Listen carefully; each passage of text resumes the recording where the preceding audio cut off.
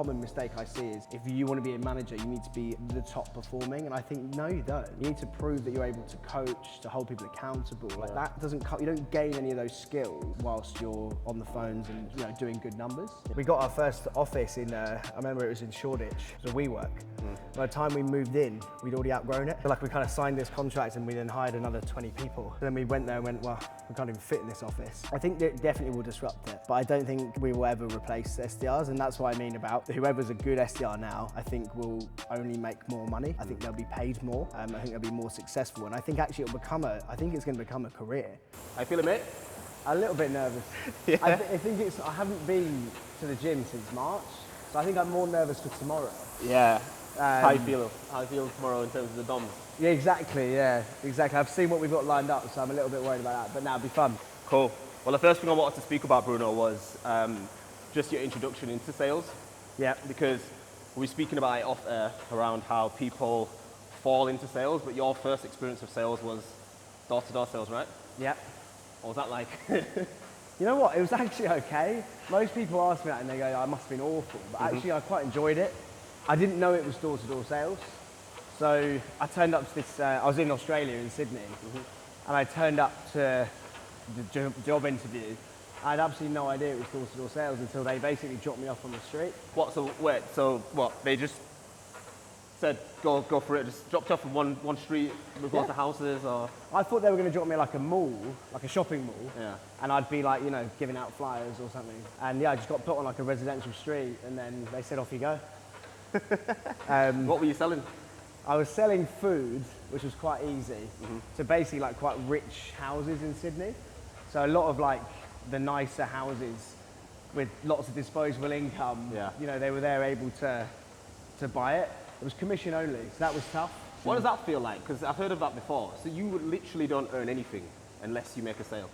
Yeah, I think it was $70 a sale. Yeah. And I worked out if I made between 3 and 5 a day, I'd make about a grand-ish a week, which was okay. That's good. That's in dollars, right? Okay, so Aussie dollars. What's that equivalent to?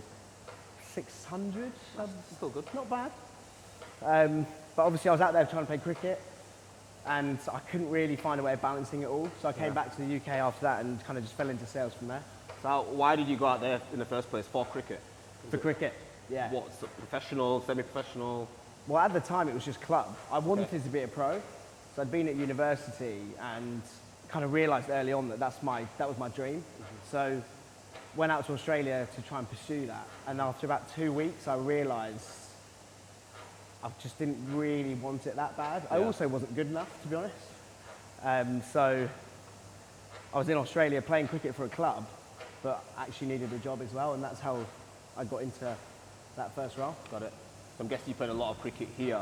Yes. Before you went. What sort of standard did you get to here? So in the UK, there's 6 universities that have kind of centre of excellences of cricket. Yep. And I went to one of them. So I went to Oxford Brookes, which combines with Oxford. Yep. And they become Oxford MCCU, that was called in the time. And we used to play against the pros. So played against Kevin Peterson, and when I was growing up, played against all that sort of my idols, Jonathan Trott, Ian Bell. Nice. And that was my kind of realisation. I wasn't a million miles off them, standard-wise. I think before that, you always think, oh, I'm nowhere near as good as them. But then playing against them, you did okay. I thought, oh, maybe there's something here, but it just never really happened for me. Sure. Yeah. Fair enough. So what does a typical training look like for Bruno then? Is it mainly running, golf, and what else? Yeah, I think so. I try and run like 4 or 5 times a week. Try and do a long one on the weekend, and then I'll try and get something in before work every day. For me, if I don't do something before work, I'm a different person. Couldn't agree more. I think I look at some people who don't do anything, and I struggle to understand how they function. Especially what we do, sales, right? Yep. So if I rocked up at the office or working from home and just opened my laptop at 8:30 and just started working, my brain isn't. I know. Like I need it to defrost. You know what I mean? And it's the post 3 o'clock really where I notice it the most. Yeah. A lot of people get to 3 and you can see like slump back in their chairs a bit, and there's kind of this waiting for the end of the day, whereas I just got 10 times more energy. Yeah. So even if it's a walk, I walk to Victoria rather than getting the train there or whatever it is. If I can't run, And then, yeah, I just love getting out and playing golf. For my mental health, I love it. I love the idea of playing golf with like a group of friends, 18 holes in the sun. Yeah. I'm terrible. I'm terrible. I don't think you have to even be that good. Yeah. I just think really bad. It's the walk, it's the so nice surroundings. That's what I mean. I love the idea of it. Yeah. I'm terrible, so.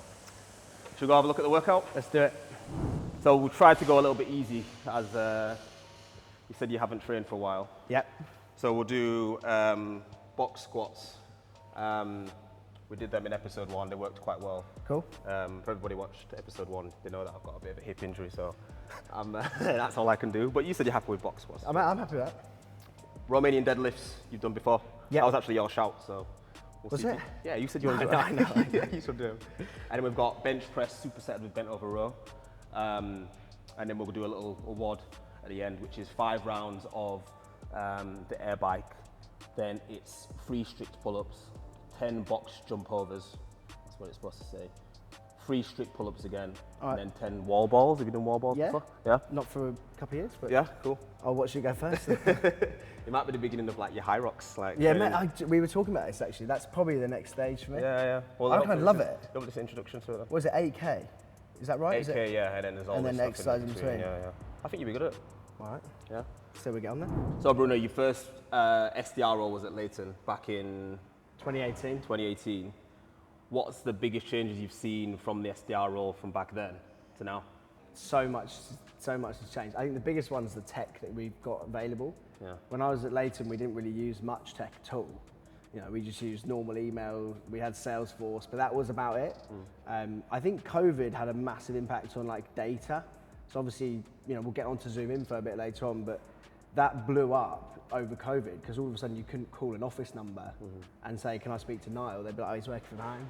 It was an easy excuse. So you needed like contact data, and I think just using sales intelligence tools in general to help you in your SDR role is probably the biggest change now. Yeah. The amount of tech my guys use here at Synthesia is just wild. It's crazy. It's like 8 or 9 different apps on a daily basis that they're logging into, doing different things. Yeah. So I think that's what the tech did you use then back then? Just honestly, when I say Salesforce and that was about it, I'm trying to think where was you getting your numbers from? Just picking up the phone. I mean, we had desk phones. Yeah. You know, so like this was, you know, we had I didn't even have a laptop. It was a computer on the desk. That was your desk. And it was a dial-up phone with a wire coming out of it. And there was 20 of us on one. And we were booking appointments in person, right? So we were calling up people and saying that my director's in your village or in your town tomorrow, like, can we pop in? Yeah. There was no demos. We did end up getting a conversation intelligence tool to help with call recording, but that came kind of 2 years in. Yeah. But in my first year, that was it? Salesforce. I honestly can't remember what else it was. Cool, I'll do the first set on here. Right, so we'll do 8 reps. Yeah, we'll do 8. This could be like a first set.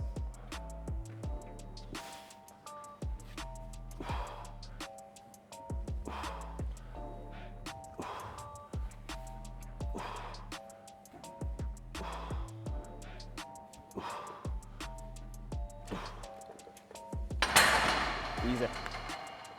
Made it look easy as well.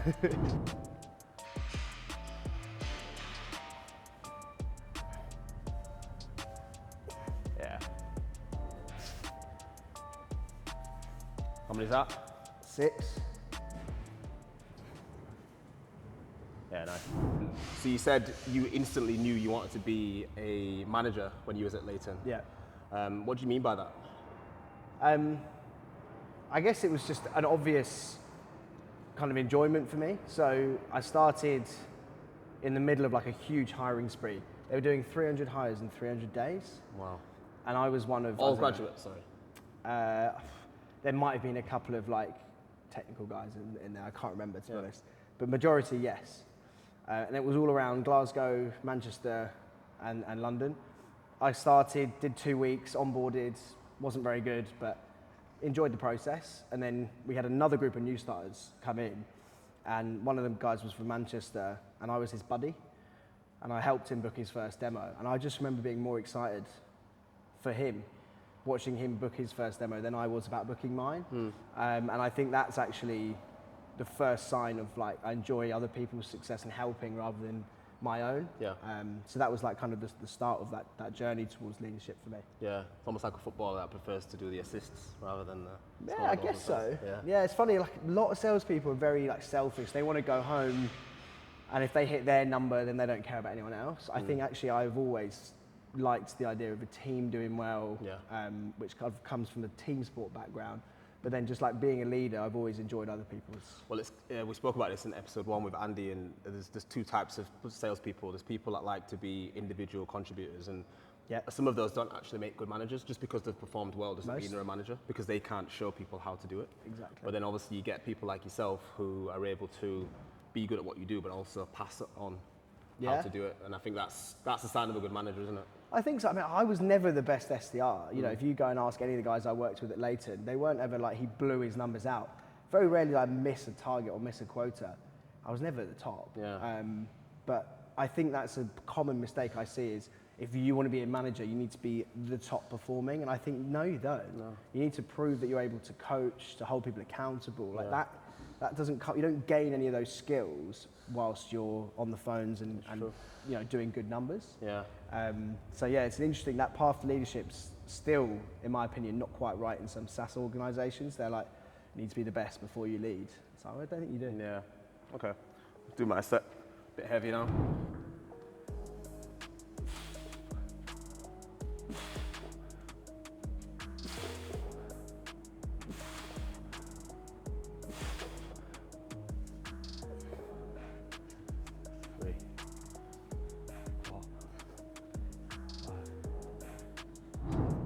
So how did you navigate the move into management? And so you knew you wanted to be a leader.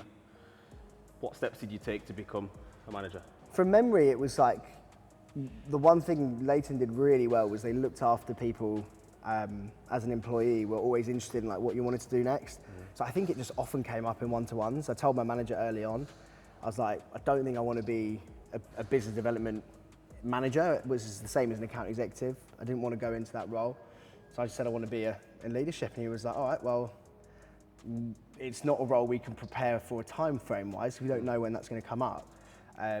So I made sure I just kept hitting my number, and helping out new joiners was my kind of go-to. I think you've got to assume the role before you have it. So I just basically made myself the unofficial team lead.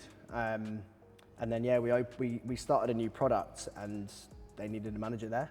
So it was pretty good timing. That was it. Yeah. And then didn't look back from there. Fair enough. I want to ask you about, I'll do my first set and I'll ask you about something else. Because I'm interested to know what it was like managing people that you used to work alongside. Yeah.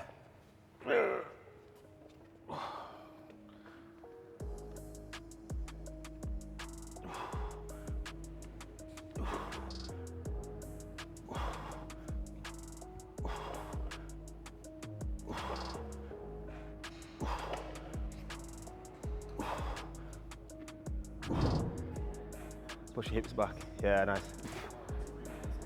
Nice. 4, 5, 6, 7. Nice. One of the things that I always have seen before when I've seen people move into management is they was working alongside this group of individuals. The next thing you know, they've got to lead them. Yeah. So did you have to do that? I did. You know what, the one thing I will say about that is you've got more respect from your peers than you think. Okay. Unless you're an idiot. You know, obviously, like you've probably had a couple of nights out with them, you've been to the pub. Yeah. So there's an element that they know you more than you'd want. But I think like the biggest thing for me was like clearly establishing my sort of principles as a leader. Like what was acceptable and what was not. So sort of non-negotiables. Yeah. That really helped to kind of separate me from them as a leader now. But yeah, it really wasn't as bad as I thought it would be. That's fair. Yeah. A lot of SDRs want to go into the account executive role, which we'll speak about a little bit later on. But one thing I did want to touch on is if an SDR wanted to step into management, what advice would you have for them if they were looking to make that step, how to navigate that move? Similar to yourself, but is there anything advice you'd have? I think like making it clear early to your leader that's what you want to do is the best thing, because your manager, your leader, can always give you extra roles and responsibilities, so they can start to, see how capable you are of doing it. And then it is unfortunately a bit of a waiting game. You've got to have loads of patience, because you just don't know when that role is going to come up, especially if you're not growing a new team. You're basically just waiting for whoever's in front of you to leave. Yeah. So I think there's an element of assuming the role, asking for more responsibility from your leader at work. That will be the first step towards you being what I like to call it the yeah, obviously rule. So when or if that happens, they go, oh, who's the new manager of this team? And you go, oh, it's Niall. Obviously. The whole team go, oh, yeah, obviously. Yeah. So I think, how do you get to the yeah, obviously point? I like that. So yeah, that's probably the advice I give. Fair, okay. Well, let's move into some Romanian deadlifts then. So fast forward to ZoomInfo then. Yeah. So you joined there as the first hire on the ground. First of all, what was that like, just being the first person? Yeah, so I think they had like one account manager and one account executive somewhere in the UK. Yeah. Who'd been there for a couple of months, and then I was the first leader hire, kind of tasked with growing an SDR team in EMEA, thinking I'd come in from scratch. Yeah. And I genuinely turned up on my first day, and they went, oh, here's your team. And I thought, well, that's weird, because I thought I didn't have a team. And they were all based in the US. So they were working in EMEA hours. So they were getting up at 4 a.m. and cold calling. It's crazy that. Working 4 a.m. till 1 p.m. And I guess my job was to kind of slowly help them, achieve what they wanted to achieve, but then actually offload them back to the US whilst I filled the gaps with UK hires. So when you was interviewing for the role, what was the sort of objectives and responsibilities that was set out? Well, grow the team and grow it fast. Like, we had a pretty aggressive headcount goal. I can't remember the exact number, but it was like 60 something maybe. Wow. And this was back in January 2022. So it was kind of interview, do a bit of coaching, interview. Did ZoomInfo have a presence, as in like, were people using it a lot in the UK at the time? You know what? Not as much as I thought. Cognizant is and has always been kind of the biggest EMEA competitor for ZoomInfo, and that was the big name. So we were kind of bringing it to the UK. Yeah. Early conversations I'll always remember, oh, you're the American contact data company. And so we had to really change the image of ZoomInfo. So we signed up for lots of event marketing. I spent loads of days down at sales confidence events where I think I met you for the first time. Just trying to change the way people thought about ZoomInfo. So that was how I saw my responsibility, growing a team and change the image of this kind of North American contact data company who were rubbish in Europe to trying to change the narrative on that. It's funny you say that, because when I first used it, that was my my issue with ZoomInfo. I felt like the data I was getting wasn't right for the UK, but I think it's changed a lot now, hasn't it? Yeah, the last year, massively. So anyone who trialed ZoomInfo, I don't know, a year ago, probably still think the same actually. But I think if you were to have a look at it now, certainly when I left and when I was leaving, it was starting to really pick up some ground there. Yeah. Let's do the RDLs. I'll do the first set. So you used to do these quite a lot, right? Yeah, I used to love them, mate. I don't know why. It's a weird thing to enjoy. What, bending over? Wow. Don't put that one in. Right, breathe. That's definitely going in.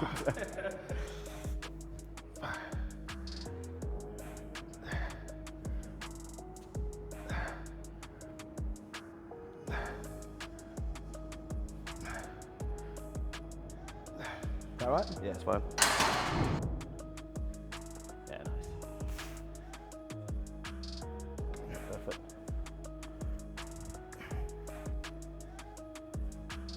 Strong.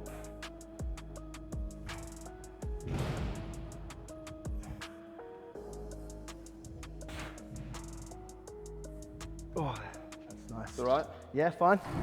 So you grew the team at ZoomInfo to around over 20 reps, right? Yeah. So you obviously aggressive growth target. How do you maintain hiring at that scale? Yeah. You obviously need to get the numbers in, but how do you maintain quality over quantity? I don't think we did very well, to be honest. Okay. I I think like 80% of the people we hired were great, but the problem is, unless you've got an outstanding external recruiter, like someone that can get you an assessment day or something which just allows you to speak to an incredible amount of reps all at once. We didn't have that. Okay. Why did you not use agency? In hindsight, we should have done. I was probably pushing it from my side. I don't know if there's a bit of stigma still in the US about it. I'm not sure.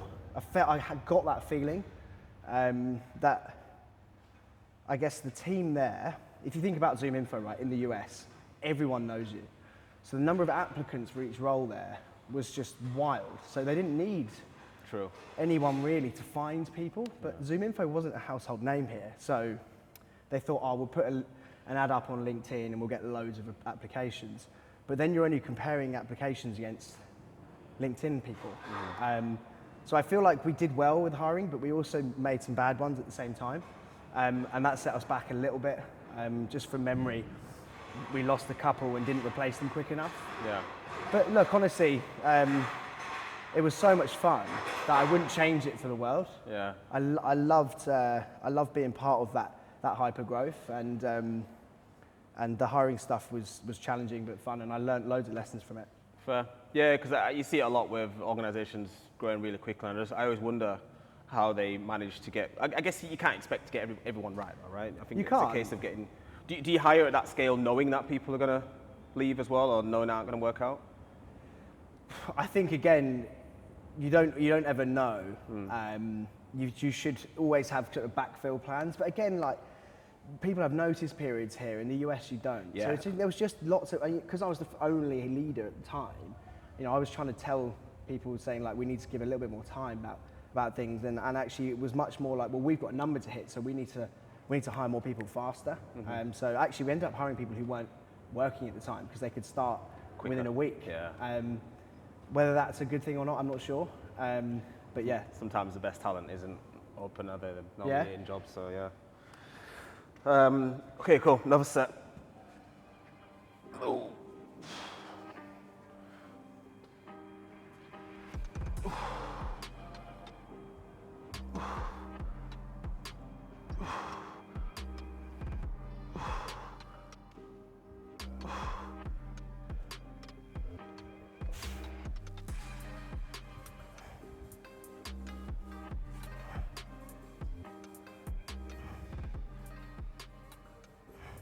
You got good flexibility. So yeah, you get the team to, you reach your target in terms of growth, right? Yep. But how do you maintain high performance, and what structure do you put in place to manage an SDR team that large? Well, I mean, first of all, the targets at ZoomInfo are high. They're very sort of high achievers, and therefore, I think naturally you're surrounded by high-performing SDRs in the US, and it's very visible. So I think that helped in like a mindset thing for everyone. They knew what was expected of them. For me, I found it really hard having 21 at one point, giving them enough coaching. It's quite often the guys in the middle that probably got the least amount of help. What you mean in terms of there's low performers and high performers? Exactly. So you've got your top 5. So they would be part of my huddles and my coaching sessions. They'd be sharing. And then you'd have your low performers who I'd have more regular one-to-ones with. And they'd get my time. But I just didn't have time, or as much time as I would have liked, for those middle guys. And that's when we had to really make sure we had another manager. Got it. So my first ever SDR, she was an amazing SDR. She said she wanted to be in leadership, going back to what we spoke about earlier. So I started giving her more tasks, more responsibilities. So within a year, she was my other manager. So then I had 2 teams of 10. Got it. And that made it a lot easier again to have a high-performing team, because 20 reps is absurd. Yeah. Especially for a lot of people's first ever job. They might catch their manager once for 45 minutes in a week. Would you say there's a number or a team size of SDRs where you need to bring a team leader in? Would you say that it hits a threshold? I mean, mine's 1 to 8, Yeah. 1 to 9 maybe, before you need someone else. Currently I'm 16 at Synthesia with a team lead. and she looks after 8 of the enterprise reps. So that's perfect for me. I think that is perfect amount of time. I still get to have one-to-one with everyone. I dedicate my time to my direct reports. So that would be, in my opinion, 1 to 8 is about right. Yeah, okay. Last set? Yeah, last one.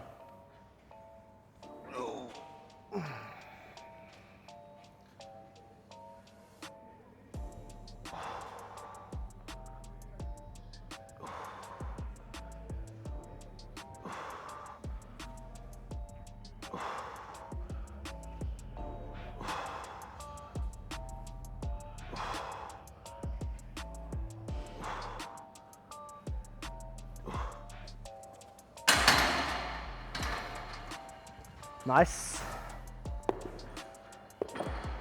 Got my hip a little bit there. Old man.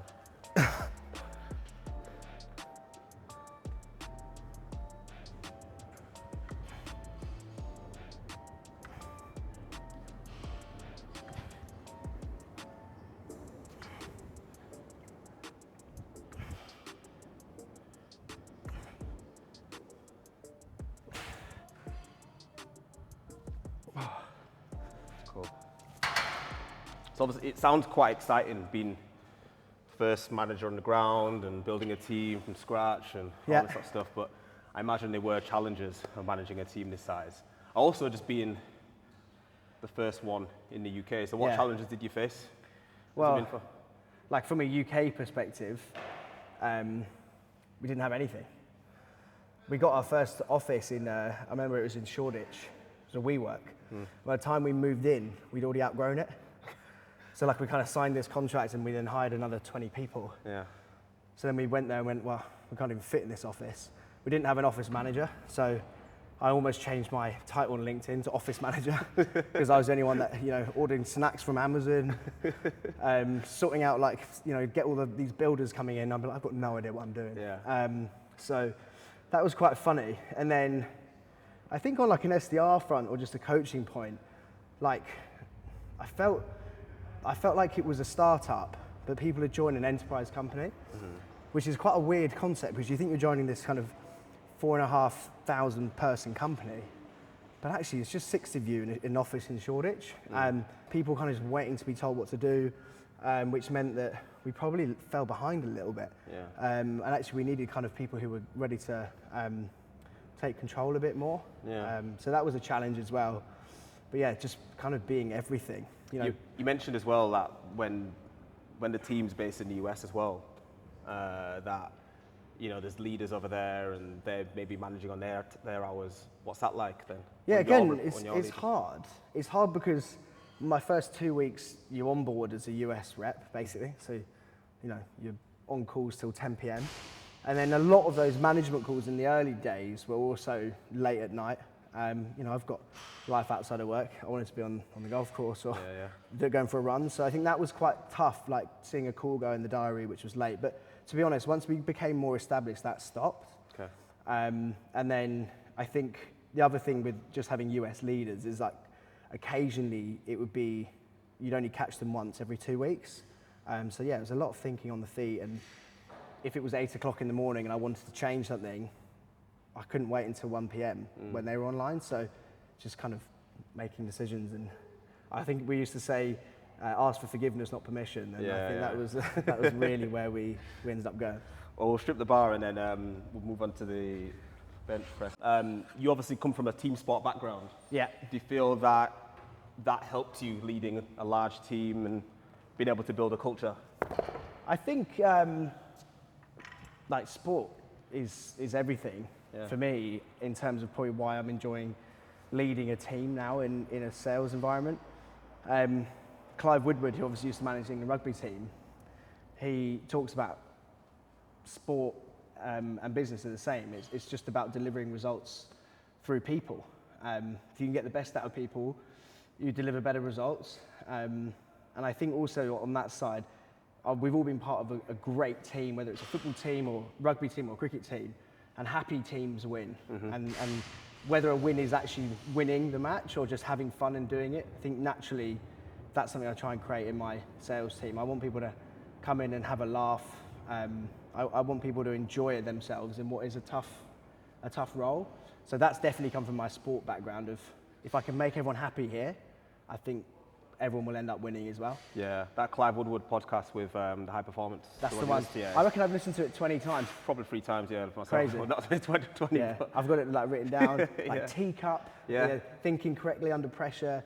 That black book he had, which is kind of just teamship rules, I thought was incredible. Because in the end, he's still controlling them, but everyone was just like on time, 10 minutes early, all that kind of stuff. So, yeah, I'm really into that kind of stuff. Same.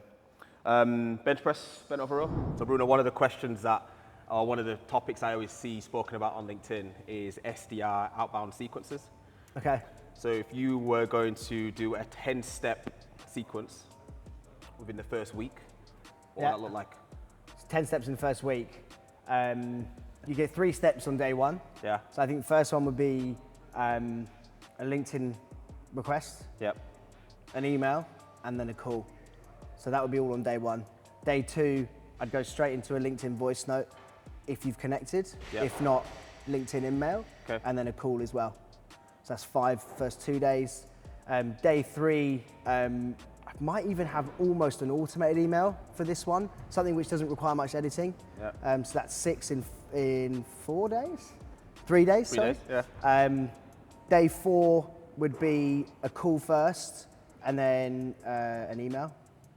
So that is 8, and then on Friday, I'd probably call twice. Cool. Call twice. Yeah, Friday's call day, isn't it? Yeah. Nice. And have you seen that work quite well for your teams? Well, I think, I was having this conversation the other day. If someone calls me now, I'm not answering, right? I'm in a gym session with you. If that person doesn't call me again for a few more days, I'm probably not going to remember the number. I might be busy again. So although it might seem as sort of overly persistent, I still think there's value in having 2 calls in a day. Because quite often you might see that number come up and go, they called me early, I'm going to answer it this time. So connection rates on that second dial go up. Nice. But also, you are most likely to connect with a prospect, I think, the 5th to 8th attempt of trying. So when you mentioned a 10-step, you'd hope within that week you'd get some sort of positive or negative response, which allows you to move on. Nice. Okay, cool. Well, look, we're going to do bench press, and then we're going to move into bent over row. So do you want to go first? Yeah, fine. We're doing 8 for 8. So 8 reps here, 8 reps there. 1, 2, 4, 5, 2, 3, 4, 5.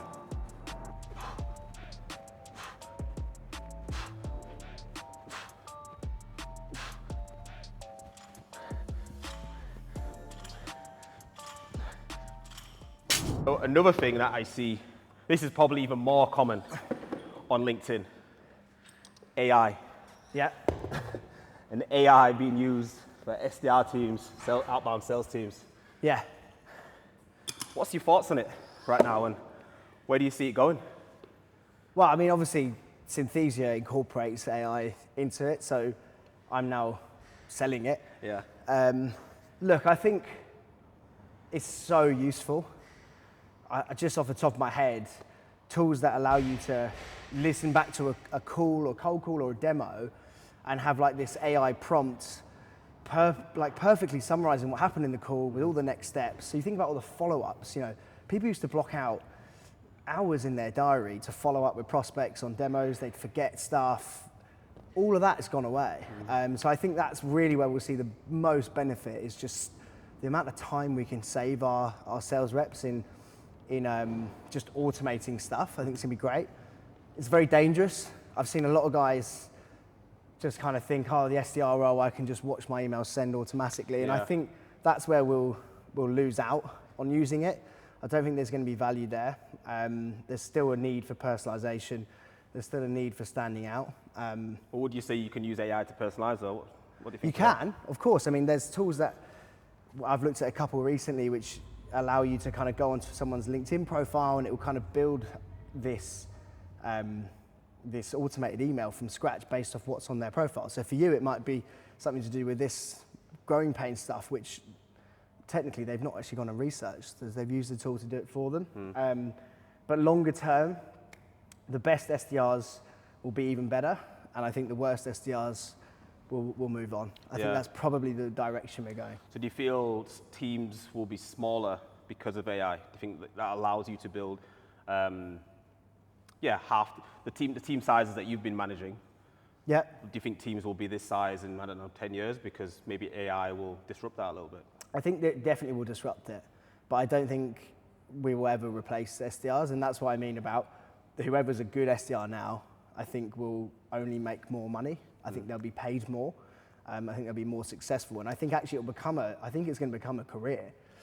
At the moment, SDRs are a stepping stone into your career. I actually think you'll have people become SDRs for 10, 15 years. That's kind of how I think AI is going to help them. Yeah. But I do think it will also get rid of the people who don't perform and don't do well, because there's so many things to help you now that if you don't put the work in, then there's no excuse. There's no excuse. Cool. Next step? Yeah. Just count me in. 3, 2, 1.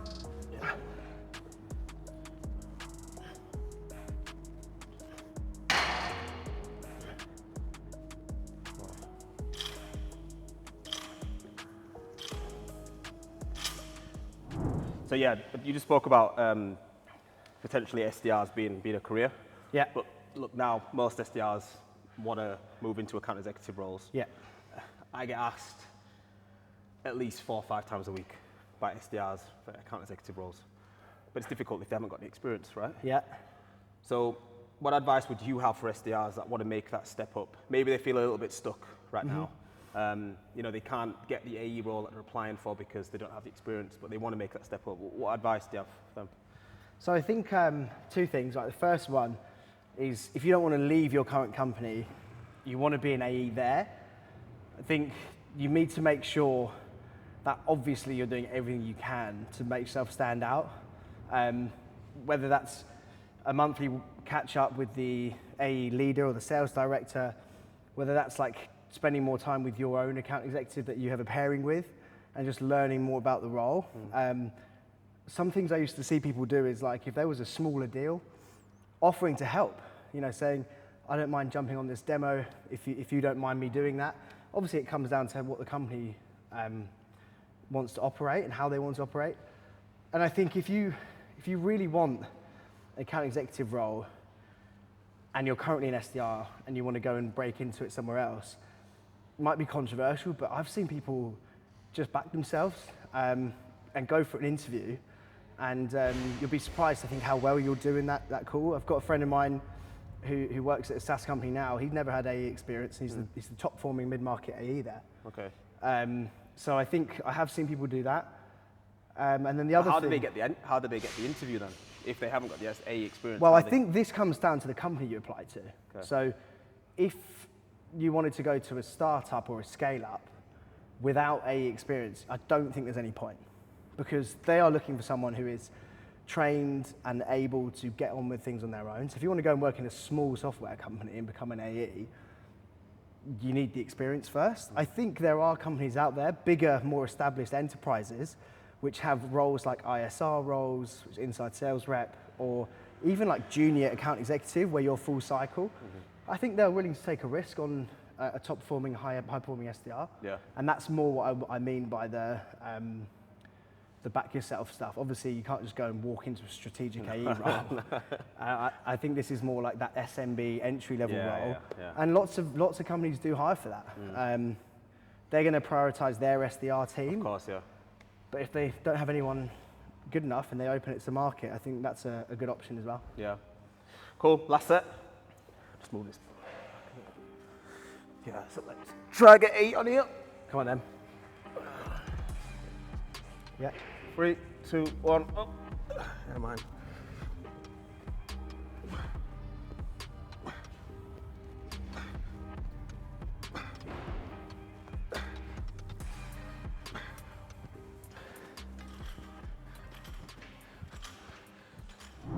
Just before we go into the WOD, Bruno, I just wanted to ask you about the new role you've taken up at Synthesia. Yeah.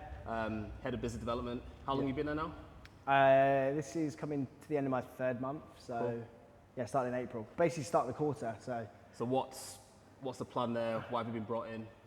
I guess the main plan is like up until January, the SDRs had hardly done any outbound. It was all inbound.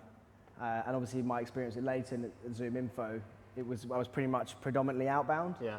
So we're trying to win the market basically. There's a few other competitors that are knocking around, and we want to make sure they don't get anywhere near us. So I've been brought in to make sure that we go to market in the enterprise and strategic space, and grow the SDR team as well. We've got reps in the US, in Spain, Singapore, UK. So yeah, it's really exciting time. I've honestly had the best 3 months. Nice. The team's incredible. The co-founders are amazing, and it's a cool product. Great. Well, look, good luck there, and good luck in this WOD. 5 rounds of 10 cal air bike, 3 strict pull-ups, 10 box jump overs, 3 strict pull-ups again, and then 10 wall balls.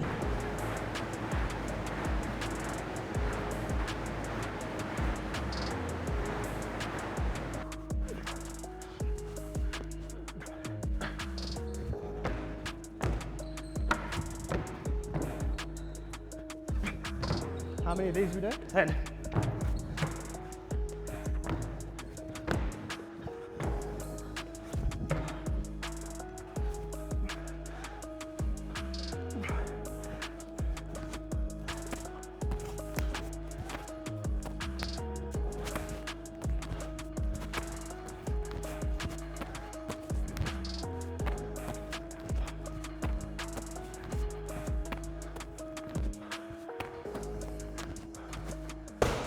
Right, Bruno, I know that was quite tough.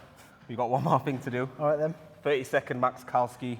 The top you've got beat is Lewis, but I'll back you. Yeah. So what's that, 16? 16, yeah, so you've got 30 seconds as hard as you can. Yeah. See what you can get. I reckon you got 17. Ready? Yeah. 3, 2, 1, go.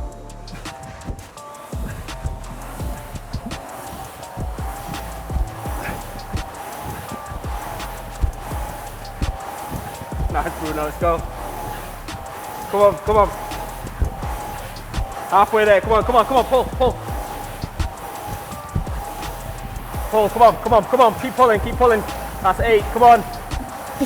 Come on, Bruno, come on, you got 10. 3, 2, 1. 11 calories. Nice one. Broken. 11 calories.